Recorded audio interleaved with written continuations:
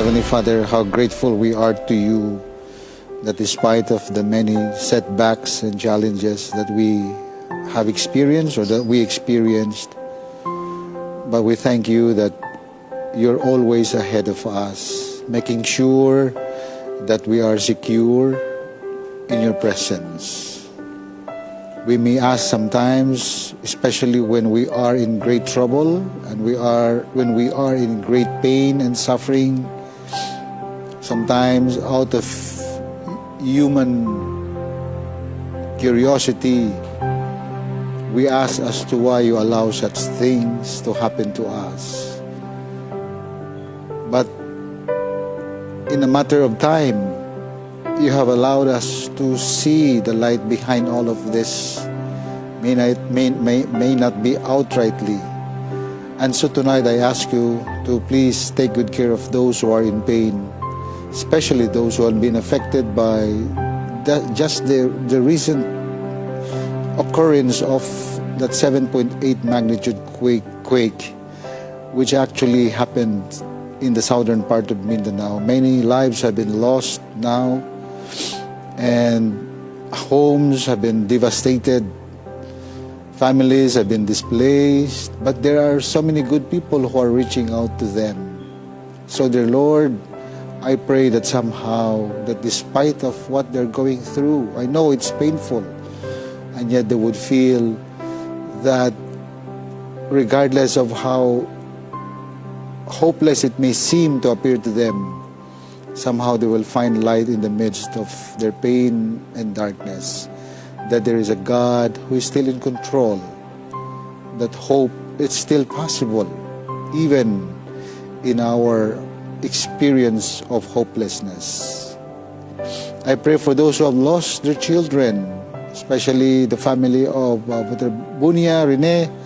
I know it's how hard and difficult it is for his family to go through this kind of experience with that young man who actually dreamed to alleviate his family from pain and poverty, and yet in just a moment of days, his life was gone. And I know it is so difficult for his family to understand why such thing happened to them. And so the Lord, increase our trust in you. Please be a comfort to them. May those people visiting them would bring comfort to the family in their pain and grief. Bless our study tonight.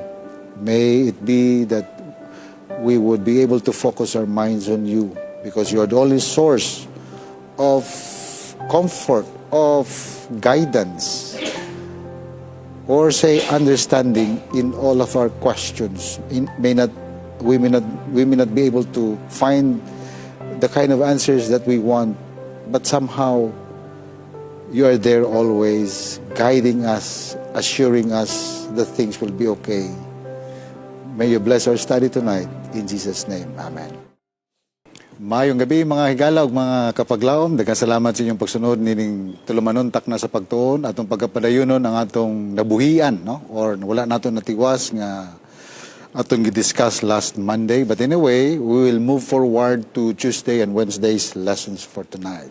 And so daghan ang mga panghitabo karon, no? Mga challenges nga atong ginatubang, masa politika man, masa, sa kalamidad, kabsan sa kinabuhi, and so on and so forth. So, it seems, no, nga halos ang ato karong ginatubang, no, puro na lang sort of gitawag sa atong lesson nga setbacks, ang mga kapakyasan sa kinabuhi.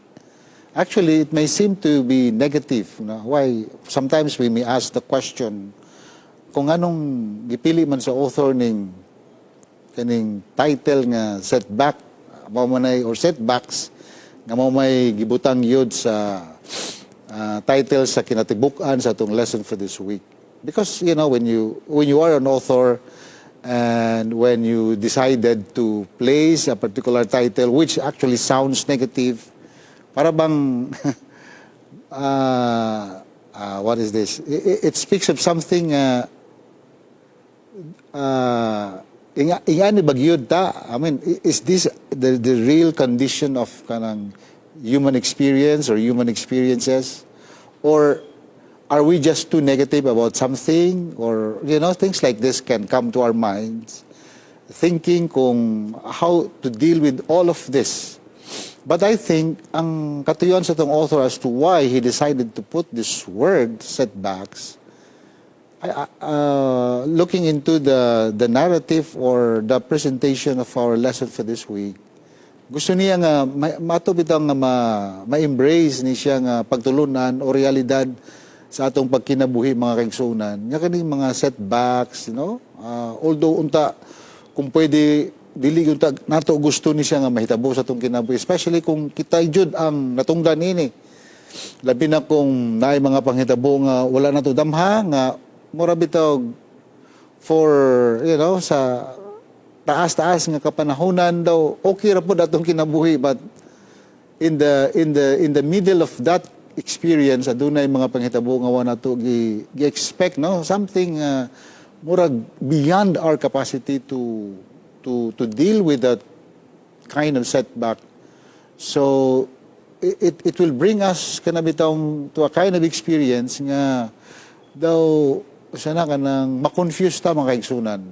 So I think ang gipagawa sa author is with these setbacks, whether you like it or not, whether you are nakasakang Kristo, you're faithfully serving Him, or you're outside of the church, or what have you, so kaning setbacks will always follow us for as long as nata sa kalibutan dili perpekto, kalibutan nga puno sa, of course, is a sinful world. So the consequences of our actions would sometimes bring us to this kind of experience.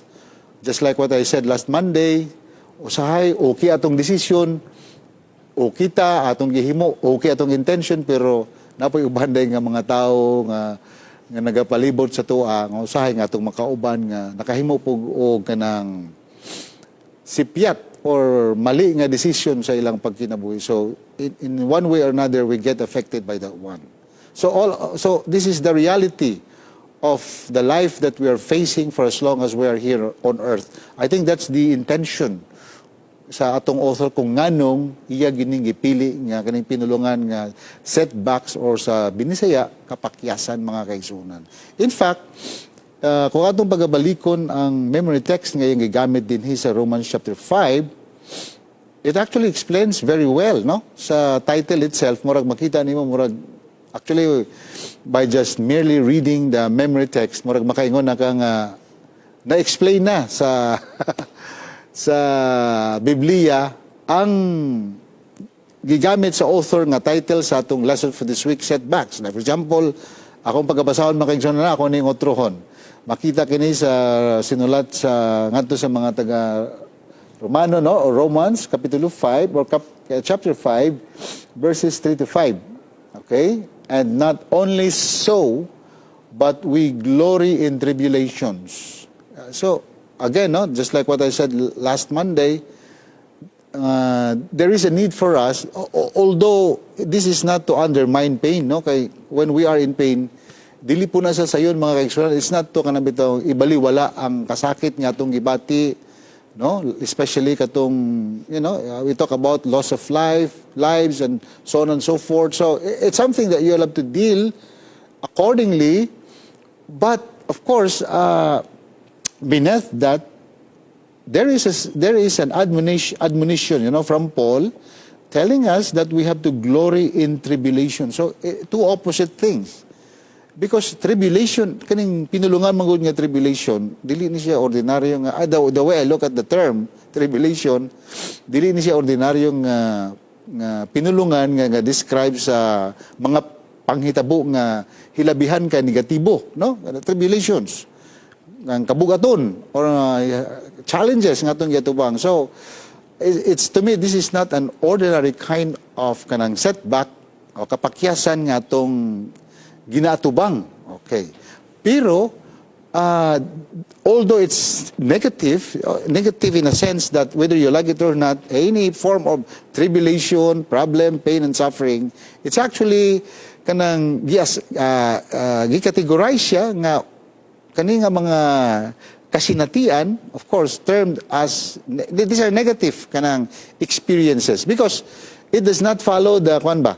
Why negative? Because it does not follow kana bitong the expectation of life nga unta okay unta atong pagkinabuhi nga dili unta nga na nga atong pagkinabuhi o dili unta ana ang sana kanang experience nga atong ginasundan no while living here on earth. But of course, since setbacks are part of it, so tribulations is in itself a negative term.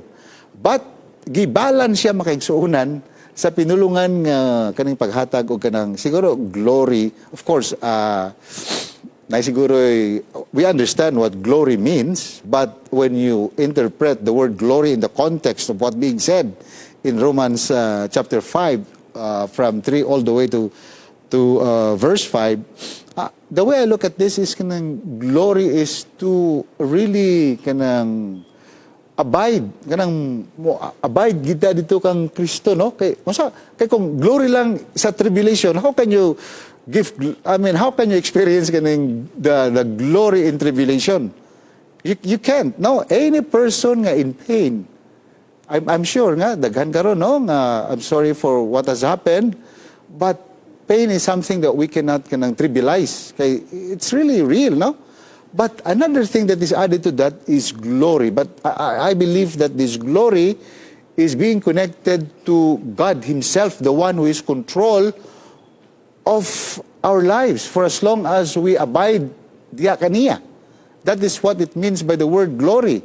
Because other than that, dili na nato masabtan ang pinulungan sa glory kung i-connect nato sa tribulation outside sa atong kanang pagsabot sa Ginoo mga kaigsunan. How God kanang places Himself sa iyang mga kaanakan sa panahon nga especially nga anaa sila sa dako kayo nga problema. Alright. So let me continue reading the memory text. So glory in tribulations also, knowing that tribulation worketh patience. Knowing that tribulations worketh patience. Now, the negative tribulation, if you look at the verse, ni-shift na siya into a positive thing. How can a negative thing becomes a positive one? Diba? First is, of course, your first impression of the term tribulation, that is really negative. But in the second line, the tribulation now seems to appear kanang nahimo na siya nga positive term. Okay, because another word is added to the tribulation in connection to the glory. You see that, mga kaigsunan? So, the glory here has something to do with the word patience in the midst of tribulation. Okay, so, meaning to say, it's not in the tribulation itself that is being glorified, no.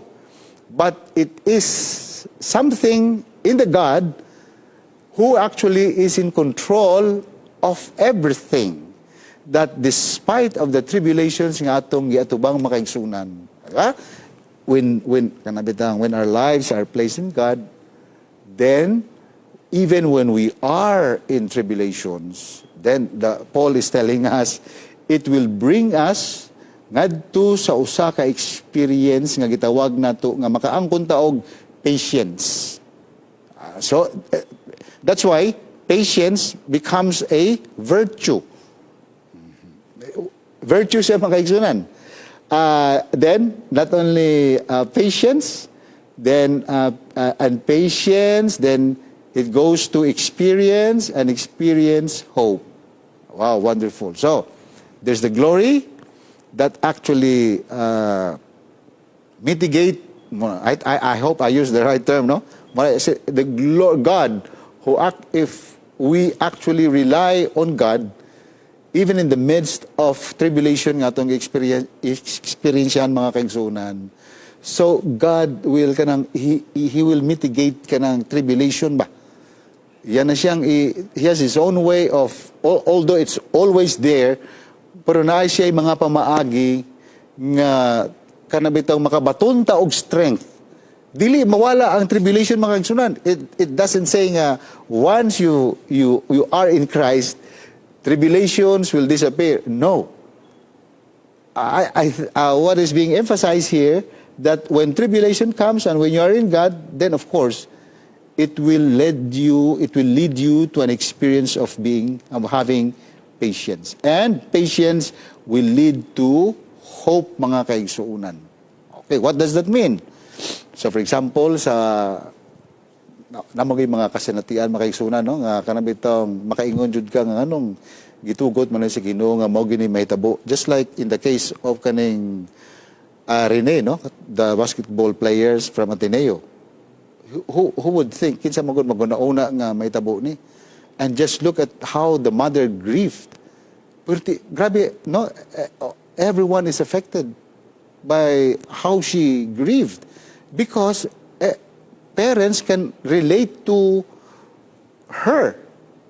Inga na siya mga kaigsunan. So pain is really real.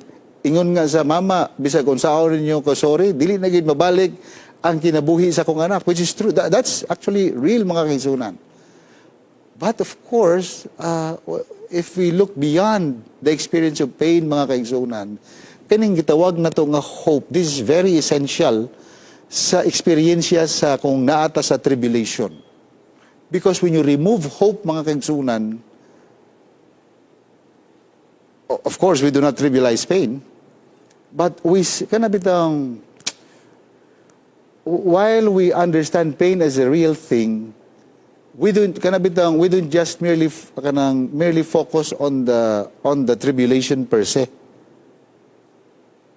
But we go beyond the experience of tribulation. Although dili po na sa sayon, but of course it will take time, mga kaigsunan, and God has His own way to work in us. Of course, hinahinayan na sa Ginoo, na isa'y pamaagi nga to comfort us. Kay usahay ang uban taas-taas pod nga panahon nga madawat nila, no, it will really take time, and God understands that. But the beauty about this is the message of hope. So glory and hope, they always go together, even in the midst of tribulations. So that's why setbacks. All right, so now we understand why it is setback. It is entitled as setbacks or setback. Karon, there is a Tuesday na Bible character nga gisgutan din eh. Actually, when you talk about setback, I don't know kung napay nabilin karon or nay usa ka nato nga adunay kasinatian or eksperyensya nga sulusamang sa na-eksperyensyahan ning tawhana. Actually, his name is Job. At we know the story of Job. Perti kanindot yung story, no? Imagine, they always kanang go together as a family. Ang iyang paglaganap siyang negosyo, no? Iyang nabati ang panalangin sa Ginoo sa iyang pagnegosyo, no? Tanan, mga livestock, and so on and so forth, pagpadako sa iyang property, grabe gyud. So who would think mga usa ka tawo nga faithful diya sa Ginoo, the way Job, the book of Job describes him in the first chapter of Job, he's a faithful, is a perfect man, a faithful child of God. Who would think nga kung unsa ka faithful sa Ginoo, example, no, I'm just trying to imagine that kana bitong faithful in a sense nga halos tanan nga mahitabo sa imong kinabuhi, positive man or negative man, dili makuan ba? Kana bitang dili mausab ang imong perspektibo sa Ginoo, kana imong pagpasalamat sa Ginoo. How much more na kung mga daghan nga mga panalangin nga itugyan sa Ginoo diha kanimo. So Job was seen as a perfect man in this particular context sa iyang eksperyensya. So, kung unsa siguro ang wala magpuy tao nga siguro I do not know, no? Sa ako lang sa ako insofar as my kanabitang memory is concerned, ug sa akong kahibalo, murag wala pa jud ko'y nakita nga tao nga nag-undergo sa usa ka setback nga sulusama sa setback nga na-experiensyahan ni Job. Siguro kung naaman din, good. I mean, we praise God for that, no? But sa side po sa iyang pag-perfect makaigsunan, dili po nako I mean, the way I look at myself, di ba, setback man to kay Job. Di man ako po makaya ito yung pagkaset sa iyang experience yan nga setback, sa iyang kinabuhi, or setbacks. Pero dito po sa other side, sa iyang pag-faithful sa Ginoo o pagkahingpit diya sa tubangan sa Ginoo, I don't think I can also match that one. So meaning to say, kung unsa ka, if we were to measure that one, kung unsa ka taas, no? Ako nga ihulagway lang na ito makaisunan. Kung unsa ka taas ang pagkahingpit ni Job diya sa tubangan sa Ginoo, ingana po siguro kataas ang pagsulay nga gitugutan sa Ginoo nga may tabo siyang kinabuhi. For example lang ha, kung gamito na tong numero, siguro akong ang perfection ni Job, buta lang na to, nasa mga 70 to 80%. Okay. Ako siguro na mga, I don't know, layo na kayo ko kay Job, makaigsunan. So kung ingana ang iyang degree. No? I'm not trying to calculate his perfection just for the sake of illustration makaigsunan. So ang kalamidad po nga nitabo nga gitugutan sa Ginoo nga mitabo siyang kinabuhi, ingana po siya kataas or siguro more than that. Imagine that. O see? So it's dini nato masabtan, di ba? Gingon sa tong memory text, tribulation, glory in tribulation, then patience, and then comes actually hope, experience, and then hope, mga kaigsunan. So, tanaw na to, kung giunsa sa kanang how kanang kinabuhi ba ni Job plastar, no? When we look at the life of Job in this particular kanang reading sa ato nga memory text, mga kaigsunan. So, for example, imagine no, ang naitabo sa kinabuhi ni Job, grabe jud kayo ka ngilngig. Kung mogamit ang word nga tribulation, siguro kaning word nga tribulation, angayan jud ni i-apply dito sa pangitabo sa kaning nahitabo sa kinabuhi ni Job. In fact, our lesson is telling us, after some time, no, in fact, of course, the wife first, we question God. Of course, we understand kung anong maputoy gibungat sa asawa. Di po na ito makondem, mga asawa makaigsunan. Although ningon siya nga curse God. Pero abi ninyo makaigsunan, ang amazing part sa story ni Job, duwa Job kayo makita diya nga versicular statement nga gikasab-an ang asawa ni Job. Kaya bisag ningon siya nga curse God. Pero wa jud niya, puwapod niya bayan si Job. Pero katong iyang mga amigo makaigsunan nga bisag unsa na lang ipangsulti dito kay Job. Nga murag siguro nakasala na kasi Ginoo, dako unsa na nagdako na siguro imong ulo. Mao to gipangkasab-an noon sa Ginoo makaigsunan. But let's try to go back to the story. No, after some time, kato yung tulo ka mga amigo, I think very close friends, came to visit Job, and of course, na sila sa kanang they sympathize with Job. Otherwise, they would not go there. Kinakadungog man sila. Kaya si Job, ilado naman gunidaan dito silang lugar.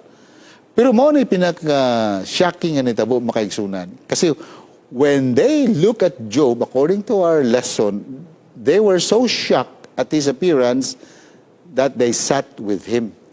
Of course, knowing him, katong mga days siguro, weeks siguro nga before na nahitabo kay Job, or months nga gabisita sila kay Job, layo na gyud mga kisunan. Nga grabe gyud ang ilang, they worship together with Job, gi-worship nila Ginoo together with Job, they sang together sa songs of kanang praise, and so on and so forth with Job and the members of the family, kaning mga tulo ka mga amigo.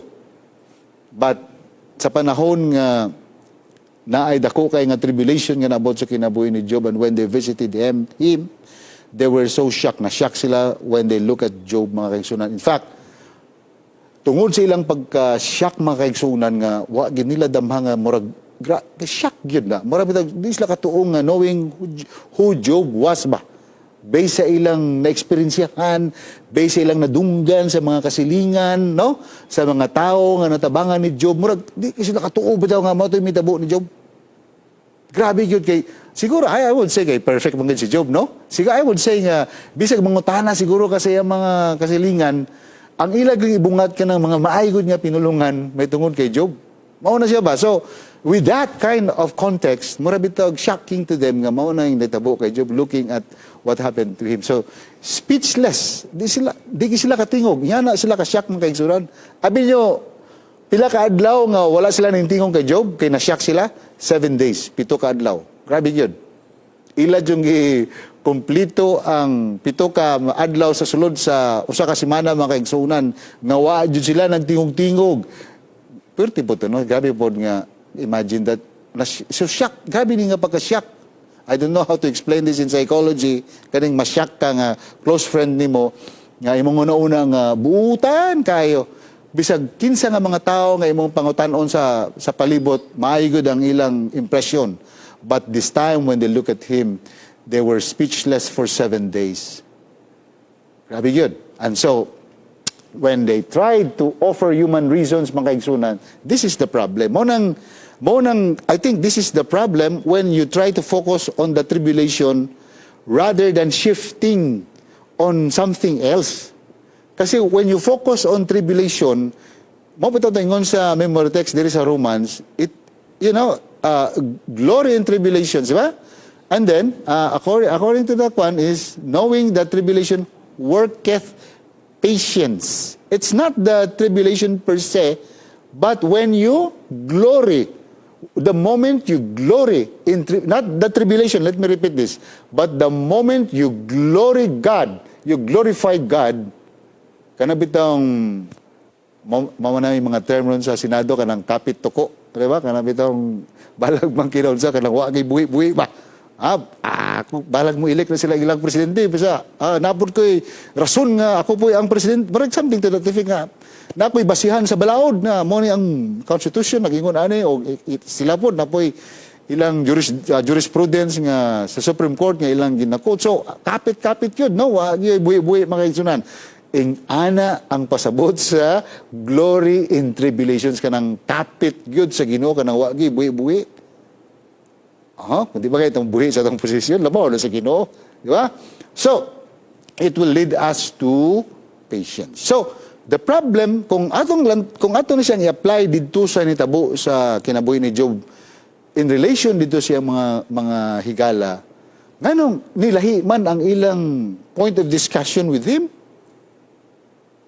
I don't know. Siguro po ako po siguro, di po na ako po ma-blame po ng friend siguro ni Job kaya kung ako po siguro itong one of Job's friends. Basi, nga to po ng akong mabungat ba at kang Job. Kay all the while, ang ako manggong pagkaila ni Job is totally different from what I'm seeing sa iya karon at present time. So, why? So, when you focus on the tribulations, this is what happened. According to, ako lang nasundan ang lesson mga kaigsunan. Then, after 7 days, they started to open their mouth. Nagstorya, kaya di naman po pwede nga di sila magstorya. Pero what they said, they tried to offer human reasons for why such misfortune had come to Job. So, nabantayan ninyo na mga kaigsunan. Like, for example, in my personal experience, kanang mabutang bitaw ta sa kanang dako jud kayo nga especially nga hagit sa kinabuhi or problema or kabugaton nga anaa sa atong abaga or pirmi na to ginauna-una. Nabantayan ninyo mga kaigsunan, kana bitong the moment nga kana bitong even in a split of seconds kanang mawala bitaw atong pangunahuna sa Ginoo. Di ba, mabantayan na ito nga, irrationalize na ito, nganong naataan nga problema. Then, matintal bitaw ta nga, gamito na ito itong human reason, kaning capacity to reason out, mangita tagpamaagi ba nganong, so, malibog no tagsamot. Di ba? So, morning natabo sa mga, kaning mga higala ni Job.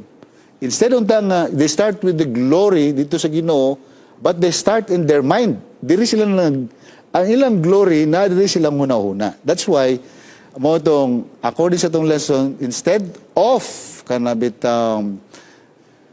understanding well as to what exactly is kanang God's leading for him, kay I mean, pwede ba sila makauna nga, bitaw Job, no? Basi kung abi ni mo Job, akong, maayo magida imong pagkinabuhi, among lantaw si mo Job, nagsige magita kuyog-kuyog.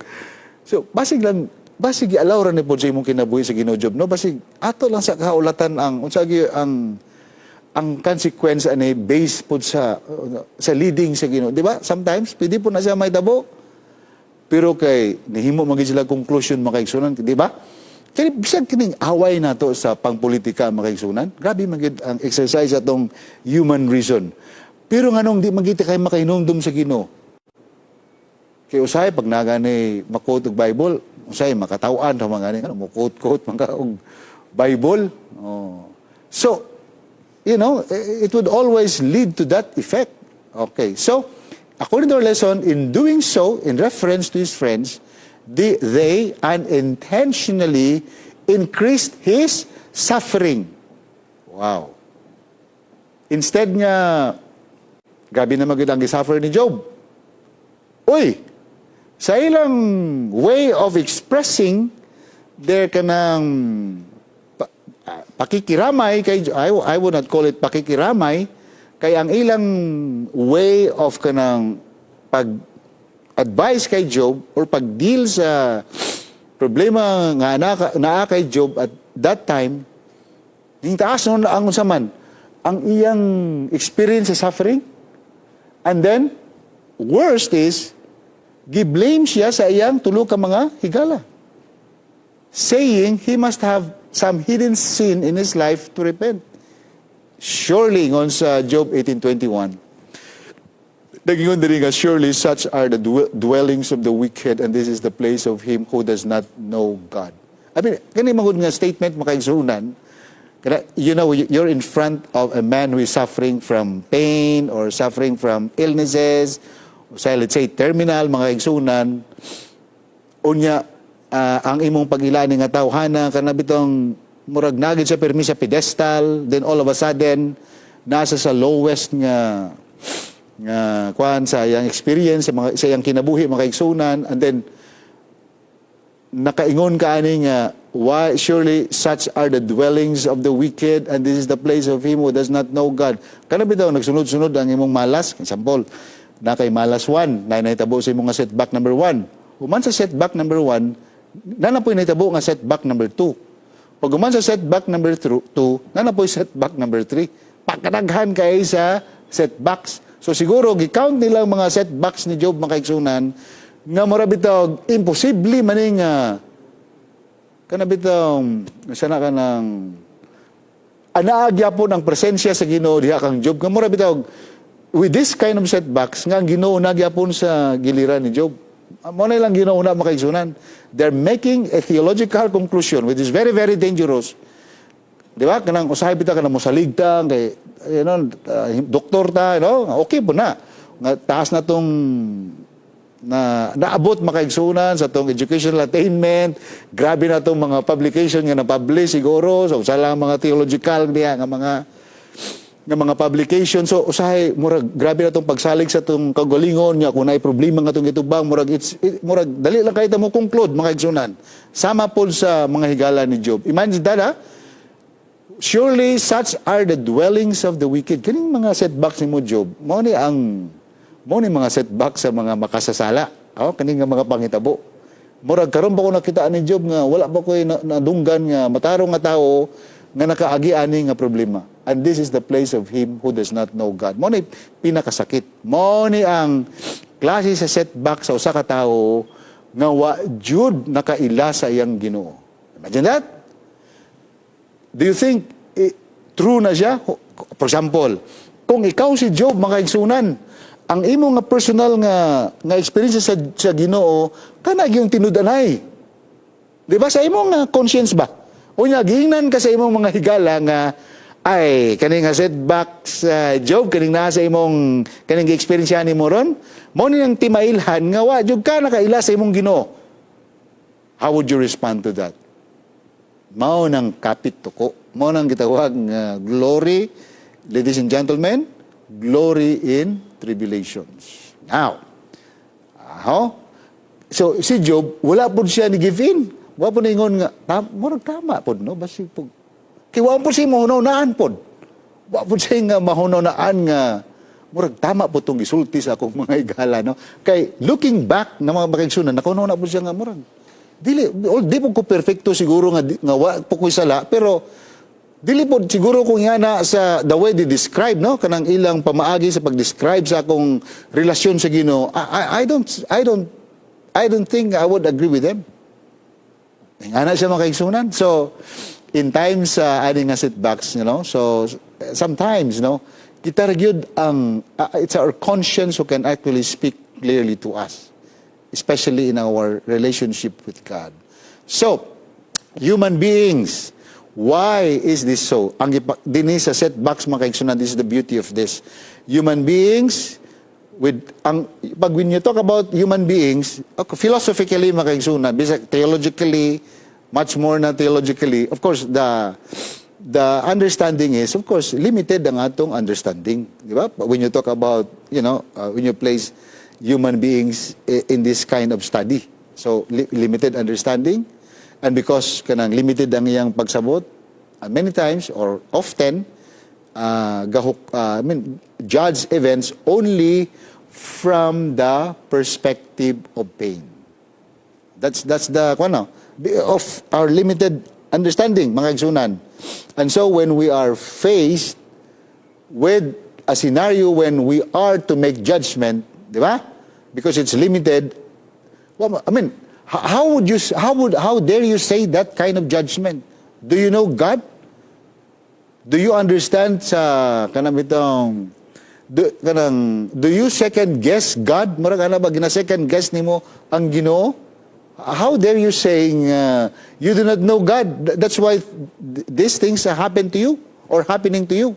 So that's why when we are into that, we often judge events only from the perspective of kanang immediate pain, while God, mga igsunan, sees the whole order of creation and eternity. Imagine. So, grabe, no? That's why there is really a good rationale behind to glory in tribulations. Because if you just simply look at the tribulation per se, then we would actually be tempted to just, you know, kanang tanaw ra kita diha nga kuan ra gyud ta. We just simply judge events from the perspective of immediate pain. I mean, mo na tong point of reference ba? Pero ang Ginoo, He looks at it from the whole order of creation and eternity. That's the beauty of it. In fact, in 1 Corinthians 13:12, for now we see through a glass darkly. So, in this case, therefore, faith is of extreme necessity. When you say glory in tribulations, makaigsunan, what is being highlighted there is our faith in God, kaniyatong pagtuo sa Ginoo. So, what happens to faith? If in the case of tribulation, it becomes an act of trust in God. Kanabitang mosalig yun sa Ginoo. What kind of salig? Of course, we trust in God's wisdom, even, mga kaigsunan, even when reason cannot fully explain present circumstances. Dili magid ma-explain bisa kung saan ni muna. Di ba? I mean, ma-explain magid nimo ang understanding sa Ginoo compared sa imong understanding. When you look at a certain events nga mga panghitabo sa atong kinabuhi, of course you don't actually see that. Kaya nga naman, kay ang kaalam sa Ginoo mas dako pa, mas hilabihan pa kadako sa atong kaalam, mga kaigsunan. So, with that setting, mo nang gipasabot sa glory in tribulation. What does that mean? It actually kanabitang encourages us to place our faith in God.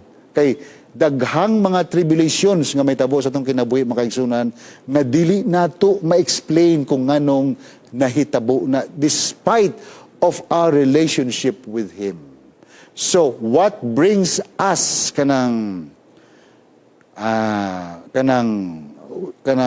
there's an English term nga makalimutan ako. kana makalabang ta sa tribulation makaigsunan, despite nga dili na to masabtan, nganong nahitabo na sa tuwa, it's just our faith in God. And that, mo nang nahitabo kay Job, di ba? Katong mga pangutanan ni Job, last mga kaigsunan, wala to gitubag sa Ginoo.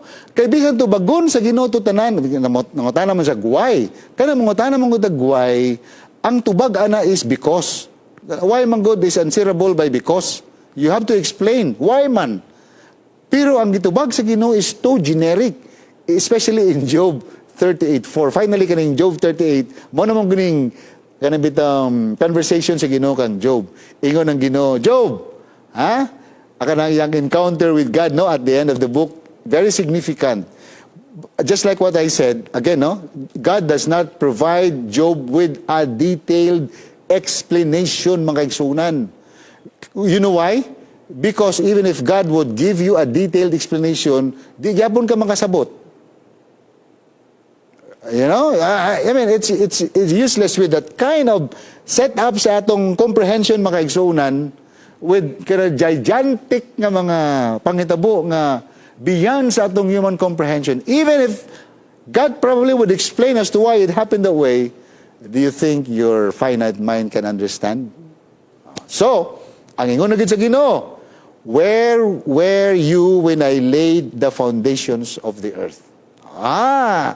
Muna bitaw ka na, it's a generic answer, but it answers everything. Not in a detailed way, but in a general term. Pananglitan. Nakainomdom ba ka, Job, kung kisa naghimo aning yuta o kaning langit, the heaven and the earth? Nakahinawasa ba ka kung sa'yo natabo sa Creation Week? Kinsa ang nagbugnaan ni Job? So kung makaununa ka na makaigsunan, example kung nata sa kalambigitan, sa katunga-tunga, sa dako kay nga problema, and you shifted to God, oy, makaununa ta nga, uy, kaning problema nga kung ito bang bugat pud ni sakit ni. Pero ang Ginoo compared sa Ginoo makaigsunan sa gahom sa Ginoo, wala ra ni sa kamingking sa gahom sa Ginoo. That's the essence of it. That's why our lesson is telling us glory in tribulations, ladies and gentlemen. So all we have to do is to come humbly before God. Human reason is powerful, but of course, no matter how powerful that is, it is still finite. Mabitaw na nga na yung mga political leaders mag-away. Pero kung saan yung maglisod magigsilab tanay makaigsunan. Nga usay makayong ka mas nindot ni rason ning usa. Katong usa medyo alangan ang uban pud mingon mas nindot ning rason sa usa. Because there is something that is missing makaigsunan, no? Na ay kanang nawala didto nga peace sa ilang pag-reason out kanang peace nga kanang understanding nga no matter how you reason out makaigsunan. Let me tell you this, you are still a finite being. That's the message that we need to know about. So anyway, wala pa man gininahuman na itong lesson, nanapoy tayo nindot kayo nga programa nga masunod, dumanini, mao ang atong nightly series nga ginahimo sa atong pinalangga nga atong kanhing presidente sa South Philippine Union Conference, ang ato nga dasig yun nga evangelist nga gina-look up yun sa kasagaran mga igsunan, even myself walay-lain kundi si Elder Edwin Golfan. So let's continue praying for him. Kung naamoy mga friends diha, no, nga lahi po ang ilang pagsabot sa inyong natunan, invite them, i-share ni sa atong sunod nga programa, and you too can become a blessing to them. So let's bow our heads for prayer. Heavenly Father, daghang salamat sa nindot kayo nga leksyon nga among natunan ning kagibiyona. Daw lisod i-explain, Ginoo, labi na gyud kung kami mismo ang maka-eksperyensya sa gitawag nga tribulation o dako kayo nga kapakyasan nga mitabo sa among kinabuhi. Apan daghang salamat nga taliwala sa ani nga mga kapakyasan adunay mensahe sa paglaom nga imong gitagana alang kanam. Ug kana nga mensahe sa paglaom mahimo lamang kana nga posible kung kami modangop diha kanimo sa himaya. Daghang salamat Ginoo sa imong pagpanalangin sa among mga viewers ug sa among mga tigpaminaw sa among kauban dinhi sa studio. Among giampo si Pastor Golfan samtang siya magapadayon siyang nightly series. Tagay siya gakom Ginoo nga kaning mensahe sa matag gabi makahatag og dako kayo nga inspirasyon samtang kami magapadayon sa pag-alagad diha kanimo. Kaning tanan among gilauman sa matahom nga ngalan ni Ginoong Hesus. Amen.